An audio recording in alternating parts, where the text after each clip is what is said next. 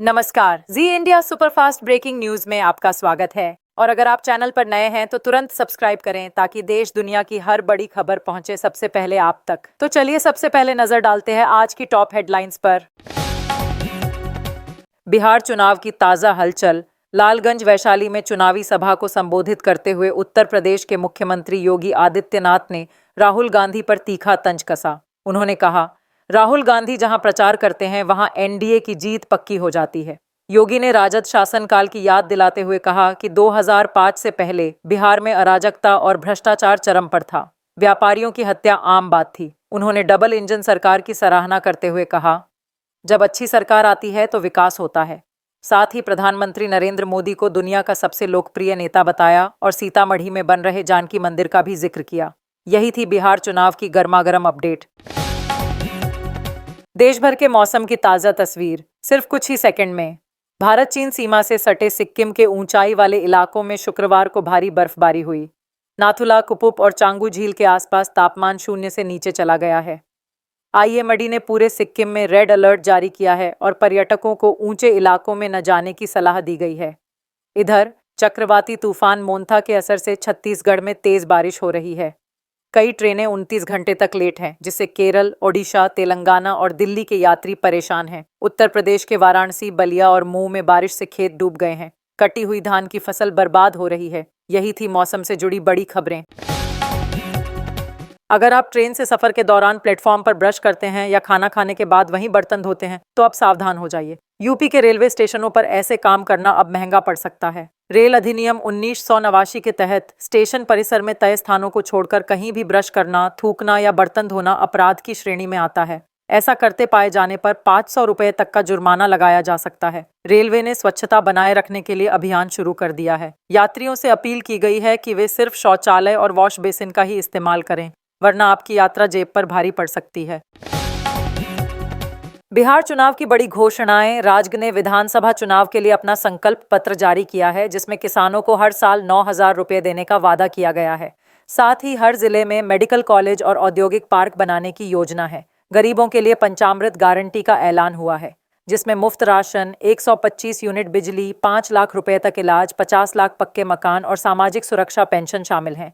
राजग ने 1 करोड़ से ज्यादा नौकरी और रोजगार देने का दावा किया है और अति पिछड़ा व अनुसूचित समाज के लिए विशेष योजनाएं भी घोषित की गई हैं। बिहार से एक चौंकाने वाली खबर। सारण के मिर्जापुर में भोजपुरी स्टार खेसारी लाल यादव के रोड शो के दौरान मची अफरा तफरी में जेबकतरे सक्रिय हो गए। भीड़ का फायदा उठाकर अज्ञात लोगों ने पॉकेटमारी और चेन छिनतई की कई घटनाओं को अंजाम दिया। समाजसेवी बुलेंद्र यादव की करीब 2 लाख रुपए की सोने की चेन चोरी हो गई, जबकि पवन कुमार को 1,20,000 रुपए की चपत लग गई। कई अन्य लोगों की जेब से भी हजारों रुपए उड़ाए गए। पुलिस सीसीटीवी फुटेज के आधार पर आरोपियों की पहचान में जुटी है। भीड़ भाड़ वाले आयोजनों में सतर्क रहना अब जरूरी हो गया है। दिल्ली बीजेपी ने सोशल मीडिया पर दावा किया है कि आम आदमी पार्टी के सुप्रीमो अरविंद केजरीवाल ने चंडीगढ़ में 2 एकड़ में फैला 7 सितारा शीश महल बनवाया है। पोस्ट में कहा गया कि दिल्ली का बंगला खाली होते ही पंजाब में और भी भव्य कोठी तैयार करवा ली गई। आप सांसद स्वाति मालीवाल ने इस दावे को बेतुका बताया और कहा, केजरीवाल पंजाब आते रहते हैं लेकिन रहते दिल्ली में ही हैं। बीजेपी ने आरोप लगाया कि पंजाब सरकार अब केजरीवाल की निजी टीम की तरह काम कर रही है, जबकि राज्य नशे, बेरोजगारी और भ्रष्टाचार से जूझ रहा है। महिला वर्ल्ड कप की सबसे बड़ी जीत की कहानी। 3 लगातार हार के बाद भारत ने इतिहास रच दिया। 7 बार की चैंपियन ऑस्ट्रेलिया को हराकर टीम इंडिया ने वर्ल्ड कप फाइनल में धमाकेदार एंट्री की। कप्तान हरमनप्रीत कौर और शतकवीर जेमिमा रॉड्रिग्स ने सबसे बड़ा टारगेट चेज कर जीत की इबारत लिखी। श्रीलंका और पाकिस्तान को हराकर टूर्नामेंट की शुरुआत शानदार रही, लेकिन साउथ अफ्रीका, ऑस्ट्रेलिया और इंग्लैंड से हार के बाद टीम का मोमेंटम टूट गया था। फिर भी भारत ने कमाल की वापसी की और अब फाइनल में है। एनसीईआरटी यानी राष्ट्रीय शैक्षिक अनुसंधान और प्रशिक्षण परिषद ने शैक्षणिक सत्र 2026-27 से 2 बड़े बदलाव करने का ऐलान किया है। तीसरी कक्षा की किताबों में अब कृत्रिम बुद्धिमत्ता यानी एआई और संगणक तकनीक को शामिल किया जाएगा। इसका पाठ्यक्रम भारतीय प्रौद्योगिकी संस्थान मद्रास के प्रोफेसर कार्तिक रमन की अगुवाई में तैयार किया जा रहा है। वहीं 6ठी से 8वीं कक्षा की विज्ञान की किताबों में आयुर्वेद के अध्याय जोड़े जाएंगे, जिसमें स्वास्थ्य, पोषण और पर्यावरण संतुलन को भारतीय दृष्टिकोण से समझाया जाएगा। एनसीईआरटी का कहना है कि इसका उद्देश्य विद्यार्थियों को वैज्ञानिक ज्ञान के साथ साथ शारीरिक और मानसिक कल्याण की समझ देना है।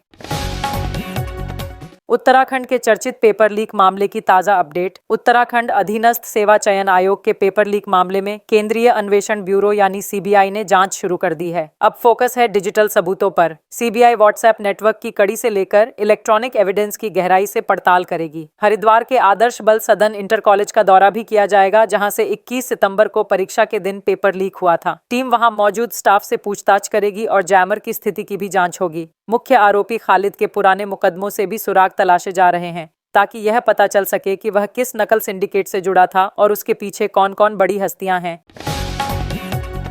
प्रधानमंत्री नरेंद्र मोदी ने सरदार वल्लभ भाई पटेल की 150वीं जयंती पर गुजरात के एकता नगर में आयोजित कार्यक्रम में कांग्रेस पर तीखा हमला बोला। उन्होंने कहा, सरदार पटेल चाहते थे कि पूरा कश्मीर भारत का हिस्सा बने, लेकिन तत्कालीन प्रधानमंत्री जवाहरलाल नेहरू ने ऐसा नहीं होने दिया। मोदी ने आरोप लगाया कि कांग्रेस ने देश को दशकों तक जलने वाली आग में झोंक दिया। उन्होंने कहा, जो काम अंग्रेज नहीं कर पाए वह कांग्रेस ने कर दिया। वंदे मातरम का हिस्सा धार्मिक आधार पर हटा दिया गया।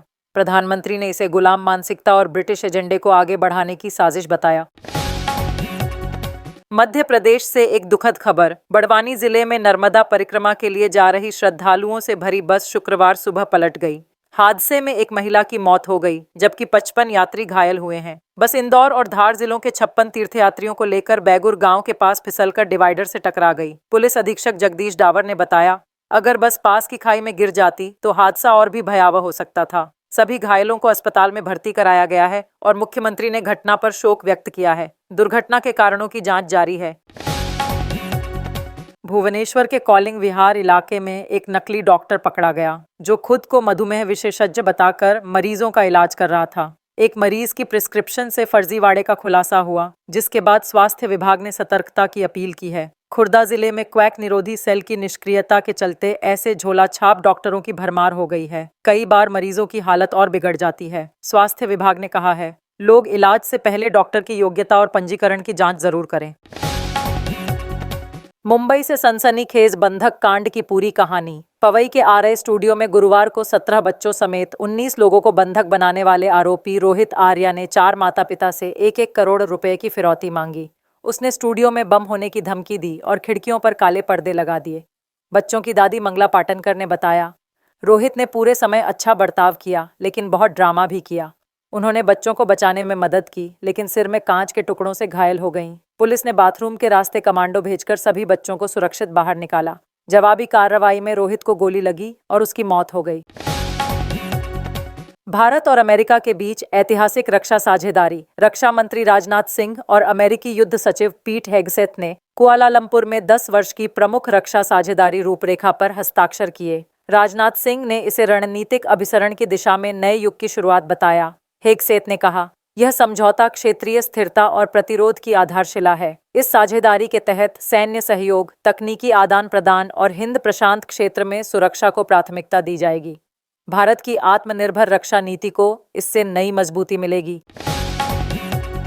भारत के अंतरिक्ष मिशनों की बड़ी उड़ान। इसरो ने 2040 तक का अंतरिक्ष रोड मैप तैयार किया है, जिसमें भारतीय स्पेस स्टेशन, चंद्रमा पर कॉलोनी और मंगल पर लैंडिंग जैसे मिशन शामिल हैं।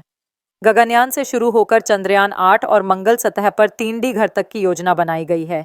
इसरो अगले 15 वर्षों में 103 उपग्रह लॉन्च करेगा और लो अर्थ ऑर्बिट में इंटरनेट सेवा भी शुरू करेगा। प्रधानमंत्री के मिशन 2047 विजन के तहत भारत को अंतरिक्ष में आत्मनिर्भर और वैश्विक नेतृत्वकर्ता बनाने की दिशा में यह रोड मैप ऐतिहासिक साबित होगा।